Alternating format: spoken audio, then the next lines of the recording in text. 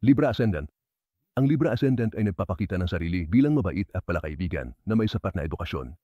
Ang mga karaniwang pinong katutubo na ito ay maaaring maging napakahusay at magalang. Ang Libra Ascendant native ay may posibilidad na sumasalamin sa damdamin ng ibang tao o sa kanilang mga inaasahan sa kanya. Kailangan mong linanin ang pakiramdam ng sarili. Dahil si Libra ay hindi mahilig mag-tip sa mga kaliskis, maaaring may posibilidad siyang tumanggap ng iba sa halip na ibato ang bangka.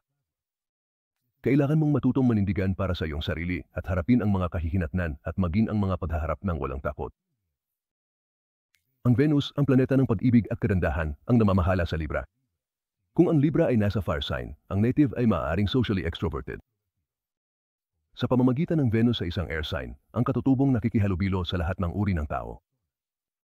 Kapag si Venus ay nasa isang water sign, maaaring mabait ang katutubo, ngunit mas malamang na makaramdam ng seguridad sa mga relasyon. Kailangan mong malaman ang iyong sariling halaga. Kung si Venus ay nasa isang tanda ng lupa, ang katutubo ay madalas na mahilig sa magagandang bagay. Ang katutubong may Libra Ascendant ay kadalasang napaka-conscious sa kanyang hitsura. Maaaring ikaw ay pisikal na kaakit-akit at malamang na gustong magmukhang maganda. Isang babala, Libra.